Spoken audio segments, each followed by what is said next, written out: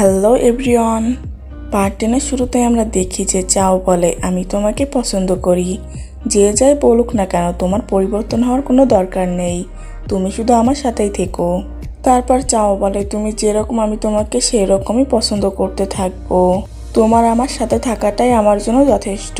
শাও তো বলে আমি কতটা লাকি যে তুমি আমার বয়ফ্রেন্ড, যার সাথে আমি সব থেকে বেশি ক্লোজ, কিন্তু কোনো কথা থাকলে সেটা আমরা দুজনে লুকিয়ে রাখি না। নেক্সট সিনে চাও তাকে তার বাসায় পৌঁছে দেয়।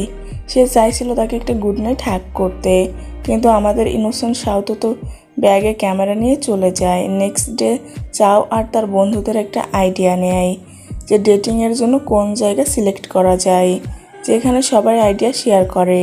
অপরদিকে শাওতো আর জিয়াং একসাথে ছিল, যেখানে ভ্যান শাওতোকে কল করে কিছু একটা প্ল্যানের ব্যাপারে বলে, কিন্তু জিয়াংকে না জানিয়ে। শাওতো আর চাও দেখা করে, যেখানে চাও তাকে নেক্সট হলিউড ফরেস্ট পার্কে যাওয়ার জন্য বলে, কিন্তু শাওতো বারণ করে দেয়, বলে যে আমার অন্য কারোর সাথে অ্যাপার্টমেন্ট আছে, কিন্তু বলে না কার সাথে। তারপর চাও তাকে বলে সে কি ছেলে না মেয়ে। শাওতো বলে হতে পারে ছেলে, আর ক্লাস আছে বলে চলে যায়। চাও ভাবে যে হতে পারে ছেলে, এটার মানে কি, কে হতে পারে। জুন তো বিজনেস ট্রিপে চলে গিয়েছে। তারপর সে হানকে কল করে বলে তুমি কি ফেরত এসে পড়েছো। হান বলে না, তারপর সে কল কাট করে দেয়। এতে হান বিরক্ত হয়। নেক্সট সিন হলিডেতে জিয়াং তার আইডলের শো দেখতে যাওয়ার প্ল্যান করছিল, কিন্তু শাওতো অনেক চেষ্টা করার পরেও তার প্ল্যান চেঞ্জ হয় না। তারপর শাওতো বলে আসলে আমি চাই যে তুমি সবসময় আমার সাথেই থাকো, কেননা আমার আর চাওয়ার ব্রেকআপ হয়ে গিয়েছে। সে বলছে এখন আমার প্রতি তার কোনো ইন্টারেস্ট নেই। আর এসব শুনে জিয়াং তাকে বিশ্বাস করে নেয়, আর শাওতোকে কোম্পানি দেওয়ার জন্য তার প্ল্যান ক্যান্সেল করে দেয়। আর তারপর চাও এসে বলে কোথায় ছিলে তুমি, আমাদের একসাথে লাইব্রেরি যাওয়ার কথা ছিল। শাওতো বলে আমি এখন তোমার সাথে কোথাও যাব না। বেচারা চাও বুঝতে পারে না হচ্ছেটা কি। তারপর রুমে এসে শাওতো এসএমএস দেখতে পায় যে সে তাকে কিছু বলতে চায়। চাও ইমাজিন করে শাওতো ব্রেকআপ করার জন্য ডাকছে না তো। নেক্সট সিনে শাওতো এসে জিয়াংকে বলে যে চাও গিয়ে দেখো বাহিরে চাও অন্য একটা মেয়ের সাথে ঘুরে বেড়াচ্ছে। এটা শুনে জিয়াং তাকে শিক্ষা দিতে যায়, যেখানে চাও ভ্যানের সাথে ছিল, আর জিয়াং ভ্যানকে মেয়ে ভাবছিল। ও চিটার বলে অ্যানাউন্স করতে থাকে, কিন্তু সে দেখে অবাক হয়ে যায় যে চাওয়ের সাথে তো ভ্যান ছিল। তারপর ভ্যান তাকে ঘুরিয়ে ঘুরিয়ে তার ফিলিংস শেয়ার করে। তারপর সে আই লাভ ইউ বলার আগে জিয়াং তাকে বলে যে আই লাভ ইউ টু। তারপর জিয়াং জিজ্ঞেস করে তুমি কবে থেকে আমাকে পছন্দ করো। ভ্যান বলে আমার দেওয়া গ্লাভ তুমি খেয়াল করনি, ওতে তো আমি কিছু দিয়েছিলাম। তারপর ভ্যান জিয়াংয়ের হাত ধরে হাঁটতে থাকে, জিয়াং ব্লাশিং করতে থাকে। অন্যদিকে চাও শাওতোকে বলে তুমি এই কথা আমাকে আগে বলনি কেন। শাওতো বলে ভ্যান বারণ করেছিল। চাও বলে আচ্ছা তার মানে তুমি তোমার বয়ফ্রেন্ডকেও কিছু বলবে না, আর রাগ করে। কিন্তু শাওতো তাকে মানাতে থাকে। তখন শাওতোর মা তাকে ভিডিও কল করে। তারপর তাদের দুজনকে একসাথে দেখে বলে তাহলে তোমরা ডেটিংয়ে আসো দুজন, তাহলে তোমাদের বিরক্ত করব না। শাওতো বলে তুমি ভুল বুঝতেছো, আমরা শুধু একসাথে হাঁটতে বের হয়েছি। তারপর চাও বলে আমাদের সম্পর্ক তুমি বাইরে সবাইকে জানাচ্ছ না কেন। শাওতো বলে তুমি তো জানো এখন যদি আম্মুকে বলি তাহলে সে বিয়ে করতে বলবে, না হলে এঙ্গেজমেন্ট, সময় হলে আমি বলে দিব। অপরদিকে জিয়াং তার মাকে বলে গ্লাভ চেক করতে যে ওতে কিছু আছে কিনা। তারপর যেখানে যে কোড ছিল সেটা সে গুগলে সার্চ করে। ভ্যানের জিওগ্রাফিক্যাল প্রপোজ দেখে জিয়াং ব্লাশিং করতে থাকে। অন্যদিকে শাওতো তার ড্রেমোট্রি যাওয়ার জন্য চাওকে কিস করে, আর চাও তাকে কিস ব্যাক করে। সিন শিফট হয় যেখানে তারা ছুটিতে তাদের বাড়িতে আসে। শাওতো চাওয়ের বাড়িতে এসে সকাল সকাল তাকে ঘুম থেকে জাগিয়ে তোলে, কিন্তু সে শুয়ে থাকার প্রিটেন্ড করছিল। তখন শাওতো তাকে বলে প্রিটেন্ড করা বন্ধ করো। তখন চাও তাকে টেনে নিজের কাছে নিয়ে আসে, আর রোমান্টিক সিন হতেই যাচ্ছিল। তখন চাওয়ের বাবা জিজ্ঞাসা করতে আসে যে ব্রেকফাস্টের জন্য তারা কি খেতে চায়। তখন শাওতো রোমান্টিক সিনকে ফাইটিং সিনে কনভার্ট করার চেষ্টা করে, কিন্তু তার বাবা তো দেখেই নিয়েছিল। পরের সিনে চাওয়ের মা তাকে শাওতোর জন্য ব্রেকফাস্ট রেডি করার জন্য বলে। তখন চাওয়ের কাছে একটি এসএমএস আসে, যেখানে চাওয়ের প্যারেন্টস তাকে চেক করার জন্য বলে। শাওতো তার তরফ থেকে এসএমএস-এর উত্তর দিয়েছে। এটা দেখে তার প্যারেন্টস খুশি হয়। তারপর চাওয়ার মা শাওতোকে তার সাথে শপিং করার জন্য নিয়ে যায়। অন্যদিকে জিয়াং আর ভ্যান তাদের ডেটে যাওয়ার জন্য প্ল্যান করছিল। জিয়াং বলে ভালো হয়েছে ভিডিও কল আছে, না হলে তো এই লং ডিস্টেন্স রিলেশনশিপে আমি তো তোমার মুখটাই ভুলে যেতাম।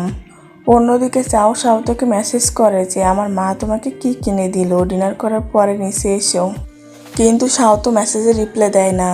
চাও আবার মেসেজ করে বলে যে যদি তুমি মেসেজে রিপ্লাই না দাও তাহলে আমি আমাদের সম্পর্কের ব্যাপারে আমাদের ফ্যামিলিকে বলে দিব, তার জন্য তুমি চুপচাপ নিচে চলে আসো।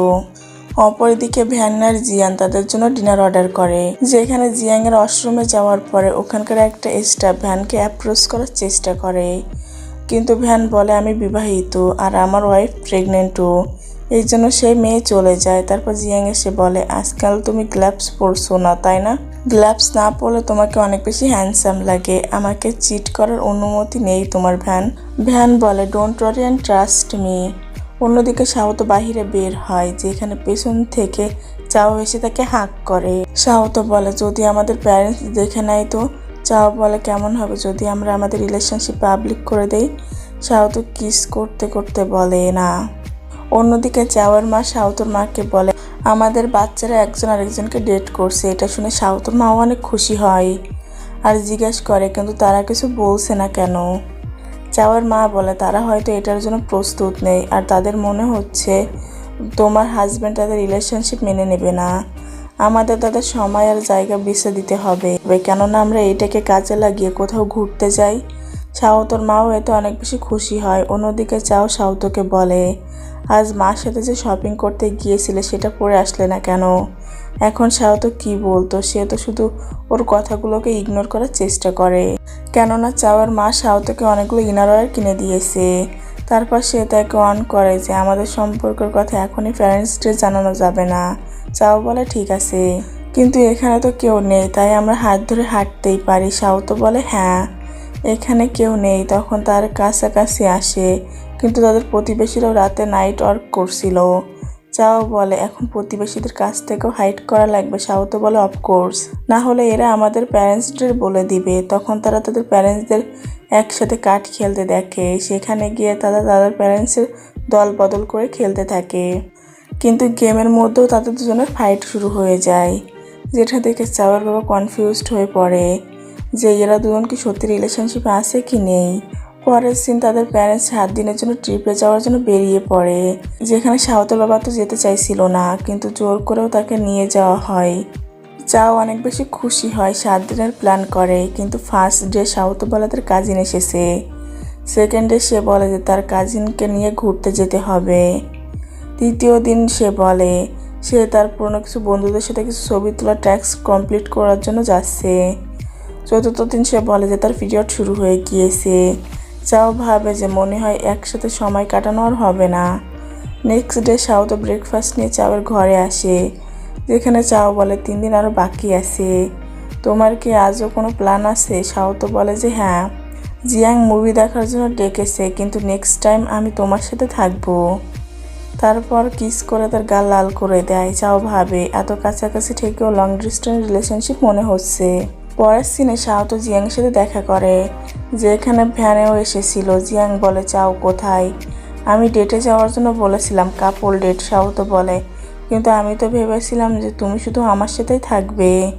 ভ্যান বলে মুভি তো শুরু হতে যাচ্ছে, চাওকে এখন বললেও সে সময় মতো পৌঁছাতে পারবে না। সাউথ বলে কোনো ব্যাপার না, আমি ওকে ঠিক মতো বুঝিয়ে বলে দিব। কিন্তু পরে চাওকে সব বলার আগেই চাও তাকে তাদের 3 জনের ছবি দেখায় আর বলে আমার স্কুলের এক বন্ধু আমাকে সেন্ড করেছে। সাউথ বলে যে আমি সত্যি জানতাম না যে ভ্যানও আসবে, না হলে আমি তোমাকেও সাথে নিয়ে যেতাম। চাও বলে আসলে তুমি আমাকে বলতেই চাও না, তুমি কাউকে বলতে চাও না যে আমরা দুজন রিলেশনশিপে আছি, আর না তুমি কখন আমাকে বলেছো যে তুমি আমাকে পছন্দ করো, তুমি শুধু আমায় ইগনোর করো, কোনো মূল্য নেই আমার তোমার কাছে।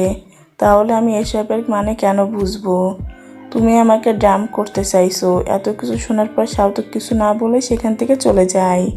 নেক্সট সিনে চাও এসব তার বন্ধুকে বলে, তার বন্ধু বলে তুমি একজন পুরুষ, নিজেকে শক্ত করো, নিজের ভুল স্বীকার করো আর ক্ষমা চাও, সব কিছু ঠিক হয়ে যাবে। সিন শিফট হয়, যেখানে সাউতো ভাবে যে চাওকে এভাবে ইগনোর করা ঠিক হয়নি। তারপর সে চাওয়ের কাছে যাচ্ছিল, তখনই চাও এসে বলে আমি আমার ঘরের চাবি হারিয়ে ফেলেছি। তারপর সে সাউতোকে কেক দিয়ে সরি বলে, সাউতও তাকে সরি বলে। মাঝে মাঝে আমি ভুলে যাই যে আমরা রিলেশনশিপে আছি। তারপর চাও বলে, এজন্যই আমি তোমাকে একটা অ্যাপস বানিয়েছি যেটা তোমাকে মনে করিয়ে দিবে যে আমরা রিলেশনশিপে আছি। অন্যদিকে আমরা দেখি যে সাউতর বাবার কারণে তাদের একদিন আগে চলে আসতে হয়েছে। ওইদিকে চাও সেই অ্যাপসের ব্যাপারেও তাকে বলতে থাকে, আমরা এখানে কিছু ডেট লিখে রাখতে পারি, আমাদের ইচ্ছা মতো, আর এটা আমাদের মনে করিয়ে দিতে থাকবে। শাও তো টিস করে বলে যে কেমন হবে যদি আমি তোমাকে আরও কিছুদিন ইগনোর করি তো। অন্যদিকে তার বাবা মা বাড়ির সামনে চলে আসে, কিন্তু জেনে বুঝে চাওয়ার বাবা গাড়ির দরজা খুলছিল না, যেন সাউতর বাবা তাড়াতাড়ি ঘরে যেতে না পারে। সাউতর মা জোরে তার হাজব্যান্ডের নাম ধরে চেঁচিয়ে ওঠে, যেন ভেতরে তারা সাবধান হয়ে যায়, কিন্তু তারা দুজন সেটিকে ইগনোর করে আরও রোম্যান্সে ফোকাস করে। শাও তো তার পকেটে চাবির আওয়াজ শুনে বলে যে তার মানে তুমি চাবি হারিয়ে যাওয়ার নাটক করছিলে। চাও তাকে কিস করতে যাচ্ছিল কি তাদের বাবা মা সেখানে চলে আসে। তাদের এই অবস্থা দেখে সাউতের বাবা শকড হয়ে যায়, কিন্তু বাকি তিনজনের মনে বাটারফ্লাইয়ের মতো হচ্ছিল। তারপর সাউতের বাবা তাদের জিজ্ঞাসা করে, কবে থেকে তোমরা রিলেশনশিপে আসো? যেখানে তার জন বলে কিছু মাস আগে থেকেই। সাউতের বাবা বলে, আমার এইখানে আসাই ভুল হয়েছে না, আমি এইখানে আসতাম না, আমি ফুড ফ্যাক্টরিতে কাজ করতাম না, আমি এই বাড়িতে থাকতাম না, আর তোমরা একে অপরকে চিনতে। চাও বলে, আপনি আর আন্টি আমাকে ছোট থেকে বড় হতে দেখেছেন, আমি আমাদের সম্পর্ক নিয়ে সিরিয়াস। সিন শিফট হয়ে আমরা দেখি যে চাও আর তার বাবার সম্পর্ক আগে থেকে অনেক বেটার হয়েছে। আর এখানে পার্ট 10 শেষ হয়ে যায়। যদি ড্রামা এক্সপ্লেনেশন ভালো লাগে তো ভিডিওতে লাইক করে দিবেন, কমেন্ট করে দিবেন, আর আমার চ্যানেলটা সাবস্ক্রাইব করে দিবেন।